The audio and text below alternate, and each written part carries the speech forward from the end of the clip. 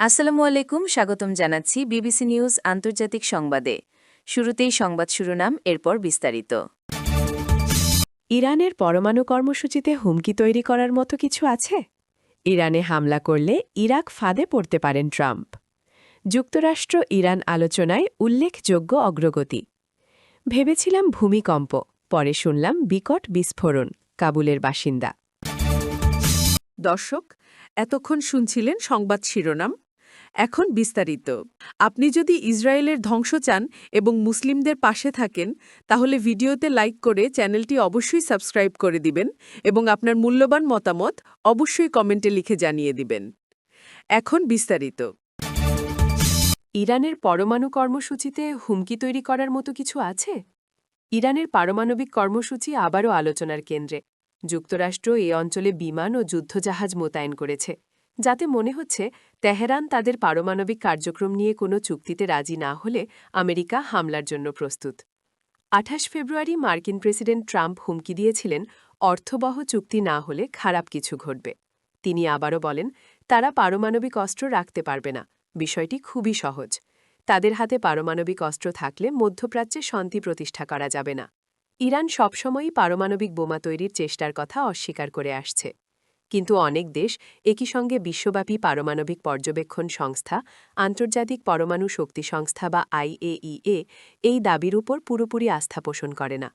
ইরানের পারমাণবিক কর্মসূচি কী অবস্থায় রয়েছে? গত জুনে ইসরায়েল ও ইরানের মধ্যে ১২ দিনের যুদ্ধে গুরুত্বপূর্ণ পারমাণবিক স্থাপনায় হামলার পর ইরানের কর্মসূচির অবস্থা পুরোপুরি স্পষ্ট নয়। যুক্তরাষ্ট্র স্বল্প সময়ের জন্য যুদ্ধে যোগ দিয়ে ৩টি পারমাণবিক স্থাপনায় হামলা চালায়। এর মধ্যে ছিল ইস্পাহানে ইরানের বৃহত্তম পারমাণবিক গবেষণা কমপ্লেক্স এবং নাতাঞ্জ ও ফোর্দুতে ইউরেনিয়াম সমৃদ্ধকরণ কেন্দ্র। সেসব স্থানে নির্দিষ্ট আইসোটোপের অনুপাত বাড়িয়ে পারমাণবিক জ্বালানি হিসেবে ব্যবহারের উপযোগী করা হয়। হামলার পর ট্রাম্প বলেন স্থাপনাগুলো সম্পূর্ণরূপে ধ্বংস করা হয়েছে।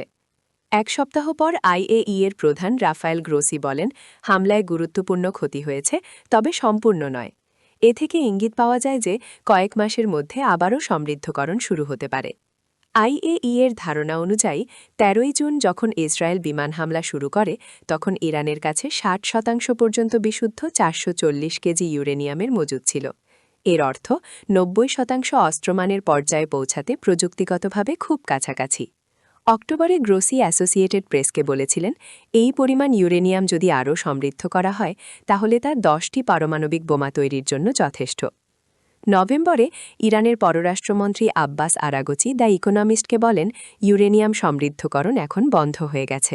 গত মাসে তিনি ফক্স নিউজকে বলেছিলেন, হ্যাঁ, আপনারা স্থাপনা ও যন্ত্রপাতি ধ্বংস করেছেন, কিন্তু প্রযুক্তিকে বোমা মেরে ধ্বংস করা যায় না, দৃঢ়তাও বোমা মেরে শেষ করা যায় না।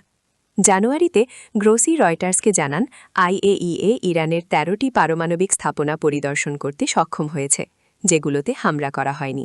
তবে যে ৩টি মূল স্থাপনায় হয়েছে সেখানে তারা পরিদর্শন করতে পারেনি। তিনি বলেন IAEA ইরানের অত্যন্ত সমৃদ্ধ ইউরেনিয়ামের মজুদ যাচাই করার পর ৭ মাস পার হয়ে গেছে। মজুদ ইউরেনিয়ামের অবস্থান ও অবস্থা এবং সমৃদ্ধকরণ কেন্দ্রগুলোর কার্যক্ষমতা নিয়ে এখনও ধোঁয়াশা রয়ে গেছে। ইরানে হামলা করলেই ইরাক ফাঁদে পড়তে পারেন ট্রাম্প। ইরাক যুদ্ধের প্রেক্ষাপটে মার্কিন এস্টাবলিশমেন্ট নেতাদের ওপর জনমানুষের আস্থা চরমভাবে ভেঙে পড়েছিল। সেটি না হলে ডোনাল্ড ট্রাম্প হয়তো কখনোই দেশটির প্রেসিডেন্ট হতে পারতেন না। তাই এটি বেশ বিড়ম্বনার বিষয় যে তিনি এখন সেই সব আলংকারিক অবস্থান এবং কৌশলগত ভুলগুলোই অনুকরণ করছেন যা ২০০৩ সালের পর প্রেসিডেন্ট জর্জ বুশকে মধ্যপ্রাচ্যে এক বিপর্যয়ের দিকে ঠেলে দিয়েছিল। খবর অনুযায়ী ইরানে হামলা চালানো হবে কিনা সে বিষয়ে ট্রাম্প এখনও কোনো চূড়ান্ত সিদ্ধান্ত নেননি। কিন্তু বর্তমানে ওই অঞ্চলে তার বিশাল নৌ ও বিমান বাহিনীর উপস্থিতি প্রেসিডেন্ট সাদ্দাম হোসেনকে উৎখাত করা ইরাক আক্রমণের পর থেকে সবথেকে বড় সামরিক সমাবেশ। এটি বৃহস্পতিবার ২৬ ফেব্রুয়ারি জেনেভায় পুনরায় শুরু হতে যাওয়া সংকটকালীন আলোচনায় ইরানকে পিছু হটতে বাধ্য করার জন্য একটি বাড়তি চাপ হিসেবে কাজ করতে পারে। কিন্তু বিশাল কোনো কূটনৈতিক সাফল্য ছাড়া এক রাউন্ড গুলি না চালিয়েই এমন এক বিশাল বাহিনীকে দেশে ফিরিয়ে আনা ট্রাম্পের মর্যাদাকে ক্ষুণ্ণ করবে। ট্রাম্প প্রশাসন গড়ে উঠেছিল মাগা তথা আমেরিকাকে আবার সেরা করার আন্দোলনের উপর ভিত্তি করে, যাদের বিদেশি যুদ্ধে জড়ানোর প্রতি এক ধরনের চরম অনীহা আছে। সম্ভবত এ কারণেই তারা যে যুদ্ধের হুমকি দিচ্ছে তার পক্ষে এখন পর্যন্ত কোনো সুসংগত যুক্তি তুলে ধরতে পারেনি। তবে এই পদ্ধতির নেতিবাচক দিকটি হল আমেরিকার সামরিক বাহিনী যুদ্ধের জন্য প্রস্তুত থাকলেও সাধারণ জনগণ মোটেও প্রস্তুত নয়। ইরাক আক্রমণের আগে বুশ কয়েক মাস সময় নিয়ে যুদ্ধের পক্ষে জনমত গঠন করেছিলেন, যদিও তা ছিল ত্রুটিপূর্ণ গোয়েন্দা তথ্য এবং মিথ্যা ভিত্তির ওপর দাঁড়িয়ে। অন্যদিকে ট্রাম্প প্রশাসন এখন পর্যন্ত কেবল অস্পষ্ট এবং ভীমরান্তিকর ন্যায্যতা দিয়ে যাচ্ছে। মঙ্গলবার রাতে তার স্টেট অফ দ্য ইউনিয়ন ভাষণে ট্রাম্প কিছুটা স্পষ্টতা দেওয়ার চেষ্টা করেছেন, যদিও তা তাকে আরও কোণঠাসা করে ফেলতে পারে।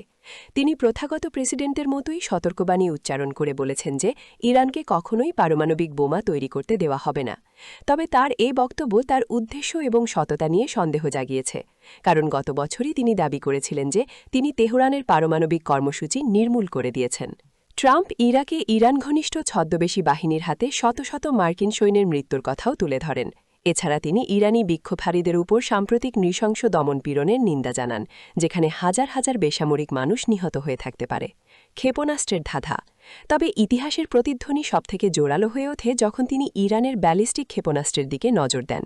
ট্রাম্প বলেন তারা ইতোমধ্যে এমন ক্ষেপণাস্ত্র তৈরি করেছে যা ইউরোপ এবং আমাদের বিদেশের ঘাঁটিগুলোকে হুমকির মুখে ফেলতে পারে, এবং তারা এমন ক্ষেপণাস্ত্র তৈরির কাজ করছে যা খুব শীঘ্রই যুক্তরাষ্ট্রে পৌঁছাতে সক্ষম হবে। তিনি হয়তো ইরানের সক্ষমতাকে বাড়িয়ে বলছেন, কিন্তু নিজ দেশের ওপর হুমকির কথা উল্লেখ করে তিনি বুশ প্রশাসন এবং ব্রিটিশ প্রধানমন্ত্রী টনি ব্লেয়ারের সরকারের সেই বিতর্কিত পথটিই অনুসরণ করলেন যা তারা ইরাক যুদ্ধকে জায়েজ করতে ব্যবহার করেছিলেন। পররাষ্ট্রমন্ত্রী মার্কো রুবিও বুধবার একই ধরনের সতর্কতা দিয়েছেন। তিনি বলেন, আপনারা দেখছেন তারা তাদের ক্ষেপণাস্ত্রের পাল্লা বা রেঞ্জ বাড়িয়ে চলেছে, এবং স্পষ্টতই তারা এমন পথে এগোচ্ছে যাতে একদিন তারা আমেরিকার মূল ভূখণ্ডে আঘাত হানতে সক্ষম অস্ত্র তৈরি করতে পারে। আমাদের কথা বলার এই মুহূর্তেই তাদের কাছে এমন অস্ত্র আছে যা ইউরোপের অনেকটা অংশ পর্যন্ত পৌঁছাতে সক্ষম, আর প্রতি বছর এই পাল্লা জ্যামিতিক হারে বেড়ে চলেছে, যা সত্যিই বিস্ময়কর। এই সবকিছুই খুব পরিচিত মনে হচ্ছে। 2002 সালে বুশ বলেছিলেন যে সৌদি আরব, ইসরায়েল, তুরস্ক এবং অন্যান্য দেশে অবস্থানরত মার্কিন বেসামরিক নাগরিকরা ইরাকি ক্ষেপণাস্ত্রের ঝুঁকিতে আছে। তিনি এমনকি দাবি করেছিলেন যে ইরাক এমন ড্রোন ব্যবহারের উপায় খুঁজছে যা যুক্তরাষ্ট্রকে লক্ষ্য করে মিশনের রাসায়নিক এবং জৈবিক উপাদান ছড়িয়ে দিতে পারে। একই বছর ভাইস প্রেসিডেন্ট ডিক চেনি ন্যাশভিলে সতর্ক করেছিলেন যে ইরাক মধ্যপ্রাচ্যে মার্কিন মিত্রদের ক্ষেপণাস্ত্র দিয়ে হুমকি দিচ্ছে এবং এমন সব ডেলিভারি সিস্টেম খুঁজছে যা শেষ পর্যন্ত যুক্তরাষ্ট্র বা অন্য কোনো দেশকে পারমাণবিক ব্ল্যাকমেইলের শিকার করতে পারে। মিসাইল নিয়ে এই ভীতি প্রদর্শনী ইরাক যুদ্ধের নস্টালজিয়ার একমাত্র কারণ নয়। বুশ প্রশাসনের অন্যতম বড় ব্যর্থতা ছিল যুদ্ধের পরবর্তী পরিস্থিতির পরিকল্পনা করার ক্ষেত্রে চরম অবহেলা, যা পরবর্তীতে সাম্প্রদায়িক বিভাজন এবং বিদ্রোহের জন্ম দিয়েছিল। ইরান সম্ভবত ইরাকের চেয়ে অনেক বেশি শক্তিশালী রাষ্ট্র, কিন্তু ইরানের ধর্মীয় শাসন ব্যবস্থাকে উৎখাত করতে মার্কিন সামরিক পদক্ষেপের ফলে কী ঘটতে পারে সে সম্পর্কে ট্রাম্প এখনও আমেরিকানদের কাছে স্পষ্ট কিছু বলেননি। জয়েন্ট চিফস অফ স্টাফের চেয়ারম্যান জেনারেল ড্যান কেইন তেহরানের শাসন ব্যবস্থার ফলাফল কী হবে তা অনুমান করতে পারছেন না। বিভিন্ন স্রোত এ মাসের শুরুতে জানিয়েছিল যে মার্কিন গোয়েন্দা সংস্থাগুলো মনে করে নেতৃত্বের শূন্যতা পূরণের সবচেয়ে বড় দাবিদার হবে কট্টরপন্থী ইসলামিক রেভলিউশনারি গার্ড কর্পস। তাই তেহরানের ধর্মতাত্ত্বিকদের হটানো হয়তো কেবল সমানভাবে উগ্র এবং মার্কিন বিরোধী একটি বিকল্পের দিকেই নিয়ে যাবে, যা মার্কিন বা আঞ্চলিক নিরাপত্তায় কোনো দৃশ্যমান উন্নতি আনবে না। এ বছরের শুরুতে ভেনেজুয়েলার প্রেসিডেন্ট নিকোলাস মাদুরোকে ক্ষমতাচ্যুত করার পর ট্রাম্প প্রশাসনের হাতে শাসন ব্যবস্থা পরিবর্তনের ইতিহাস আছে, কিন্তু ওয়াশিংটনের স্বার্থে কাজ করতে বাধ্য করার জন্য ভেনেজুয়েলার বার্তো প্রেসিডেন্ট ডেলসি রদ্রিগেজের মতো কোনো ইরানি সমকক্ষ খুঁজে পাওয়ার সম্ভাবনা খুবই কম। প্রতিপক্ষ কেমন আচরণ করবে সে বিষয়ে ভুল হিসাব নিকাশের কারণে মার্কিন পররাষ্ট্রনীতি প্রায়শই হোঁচট খেয়েছে। ওয়াশিংটনের যুক্তি অনেক সময় মধ্যপ্রাচ্যের তপ্ত এবং ধূলিময় বাতাসের সংস্পর্শে এসে বিলীন হয়ে যায়। বর্তমান প্রশাসনও একই ধরনের ভুল বোঝাবুঝিতে ঘেরা বলে মনে হচ্ছে। অথচ গত বছর সৌদি আরবের ট্রাম্প নিজেই সতর্ক করে বলেছিলেন যে ইরাক যুদ্ধের সময়ের হস্তক্ষেপকারীরা এমন জটিল সমাজে হস্তক্ষেপ করেছিল যা তারা নিজেরাও বুঝত না। এ মাসে মার্কিন দূত স্টিভ উইটকফ বলেছেন যে কেন ইরান কেবল তার চাপের কাছে নতি স্বীকার করছে না তা প্রেসিডেন্ট ট্রাম্প বুঝতে পারছেন না। ফক্স নিউজকে উইটকফ বলেন তিনি ট্রাম্প কৌতূহলী যে কেন তারা এখনও আমি ক্যাপিচুলেট বা আত্মসমর্পণ শব্দটা ব্যবহার করতে চাই না, তবে কেন তারা আত্মসমর্পণ করেনি। উইটকফ আরও বলেন এই চাপের মধ্যে সেখানে এত পরিমাণ নৌ ও সামুদ্রিক শক্তি থাকা সত্ত্বেও কেন তারা আমাদের কাছে এসে বলেনি যে আমরা স্বীকার করছি আমরা কোনো অস্ত্র চাই না, তাই আমরা এই কাজগুলো করতে প্রস্তুত। এর একটি সম্ভাব্য কারণ হতে পারে ইরান দেখেছে লিবিয়ার মুয়াম্মার গাদ্দাফির মতো একনায়কদের নৃশংস পতন, যাদের কাছে কোনো গণবিধ্বংসী অস্ত্র ছিল না, তাই নিজেদের শাসনের অস্তিত্ব টিকিয়ে রাখার নিশ্চয়তা হিসেবে তারা কেন অস্ত্র রাখতে চাইবে তা বুঝতে রকেট সায়েন্টিস্ট হওয়ার প্রয়োজন নেই। 2003-এর মতো বর্তমানেও অহংকার একটি বড় বিপদ। ইরাক যুদ্ধকে একটি সহজ বিষয় মনে করা হয়েছিল এবং আশা করা হয়েছিল মার্কিন সৈন্যদের মুক্তিদাতা হিসেবে স্বাগত জানানো হবে। 20 বছরেরও বেশি সময় পরে কেইন যখন যুদ্ধের জটিলতা নিয়ে জোর দিচ্ছেন, তখন সেই রিপোর্ট উড়িয়ে দিয়ে ট্রাম্প ইরান যুদ্ধকেও একটি সহজ জয় হিসেবে দেখছেন। সোমবার ট্রুথ সোশ্যালে ট্রাম্প লিখেছেন, যদি সামরিক স্তরে ইরানের বিরুদ্ধে যাওয়ার সিদ্ধান্ত নেওয়া হয় তবে তার মতে এটি সহজেই জয় করা যাবে। ট্রাম্প কী ধরনের চুক্তি মেনে নিতে পারেন? তবে কূটনীতি এখনও শেষ হয়ে যায়নি।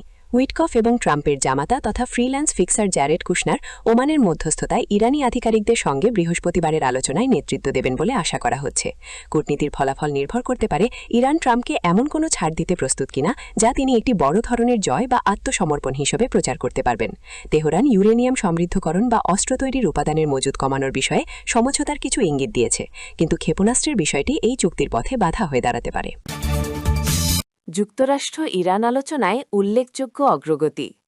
ইরান ও যুক্তরাষ্ট্রের মধ্যে যুদ্ধ এড়ানোর লক্ষ্যে সুইজারল্যান্ডে আয়োজিত সংলাপে উল্লেখযোগ্য অগ্রগতি হয়েছে। বৃহস্পতিবার ২৬ ফেব্রুয়ারি মধ্যস্থতাকারীরা জানিয়েছেন, উভয় পক্ষ পরবর্তী দফার বৈঠক করবে আগামী সপ্তাহে অস্ট্রিয়ায়। ফরাসি বার্তা সংস্থা এএফপি জানায়, ওমানের মধ্যস্থতায় এই আলোচনা এমন এক সময়ে অনুষ্ঠিত হচ্ছে যখন মার্কিন প্রেসিডেন্ট ডোনাল্ড ট্রাম্প ইরানকে বারবার হামলার হুমকি দিচ্ছেন। গত বৃহস্পতিবার তিনি তেহরানকে নতুন একটি চুক্তিতে পৌঁছানোর জন্য 15 দিনের সময়সীমা বেঁধে দেন। ইরান এই আলোচনায় কেবল তাদের পারমাণবিক কর্মসূচি নিয়ে কথা বলতে চাইলেও যুক্তরাষ্ট্র চায় ইরান যেন তাদের ক্ষেপণাস্ত্র কর্মসূচি কমায় এবং আঞ্চলিক সশস্ত্র গোষ্ঠীগুলোকে সমর্থন দেওয়া বন্ধ করে। ইরানের পররাষ্ট্রমন্ত্রী আব্বাস আরাগচ্চি রাষ্ট্রীয় টেলিভিশনকে বলেন, আলোচনায় খুব ভালো অগ্রগতি হয়েছে। আমরা চুক্তির প্রাথমিক ধাপগুলোতে পারমাণবিক কর্মসূচি এবং নিষেধাজ্ঞা প্রত্যাহারের মতো বিষয়গুলো নিয়ে অত্যন্ত গুরুত্বের সঙ্গে কথা বলেছি। তিনি জানান, পরবর্তী দফার বৈঠক সম্ভবত 1 সপ্তাহেরও কম সময়ের মধ্যে অনুষ্ঠিত হবে। এর আগে সোমবার ভিয়েনায় জাতিসংঘের পারমাণবিক সংস্থার সঙ্গে কারিগরি আলোচনা শুরু হওয়ার কথা রয়েছে। ভেবেছিলাম ভূমিকম্প, পরে শুনলাম বিকট বিস্ফোরণ। কাবুলের বাসিন্দা, কাবুলের ৬ষ্ঠ ডিস্ট্রিক্টের দাস্তি বার্চি এলাকার এক বাসিন্দা গতরাতে পাকিস্তানের বিমান হামলার ভয়াবহ অভিজ্ঞতার বর্ণনা দিয়েছেন। তিনি জানান, ভেবেছিলাম ভূমিকম্প, পরে শুনলাম বিকট বিস্ফোরণ। কাবুলের বাসিন্দা, কাবুলের ৬ষ্ঠ ডিস্ট্রিক্টের দাস্তি বার্চি এলাকার এক বাসিন্দা গতরাতে পাকিস্তানের বিমান হামলার ভয়াবহ অভিজ্ঞতার বর্ণনা দিয়েছেন। তিনি জানান, হামলার প্রচণ্ডতায় তার পুরো বাড়ি সজোরে কেঁপে উঠেছিল। শুরুতে তিনি এবং তার পরিবার ভেবেছিলেন এটি একটি ভূমিকম্প, কারণ কয়েকদিন আগেই কাবুলে মৃদু ভূকম্পন অনুভূত হয়েছিল। কিন্তু পরক্ষণেই এক বিকট বিস্ফোরণের শব্দে তাদের সেই ভুল ভেঙে যায় এবং তারা বুঝতে পারেন এটি কোনো প্রাকৃতিক দুর্যোগ নয়। নিরাপত্তার খাতিরে নাম প্রকাশে অনিচ্ছুক ওই ব্যক্তি বলেন, বিস্ফোরণের শব্দ শোনার পরপরই দাস্তি বার্চি এলাকার মানুষ আতঙ্কিত হয়ে ঘর থেকে বাইরে বেরিয়ে আসেন। সারা রাত কেউ ঘুমাতে পারেননি এবং সবার মধ্যেই চরম আতঙ্ক বিরাজ করছিল। বিস্ফোরণের কিছু সময় পরই কাবুলের আকাশে যুদ্ধ বিমান উড়তে দেখা যায়। সেই দৃশ্য দেখে স্থানীয় বাসিন্দারা নিশ্চিত হন যে এগুলো পাকিস্তানের যুদ্ধবিমান ছিল।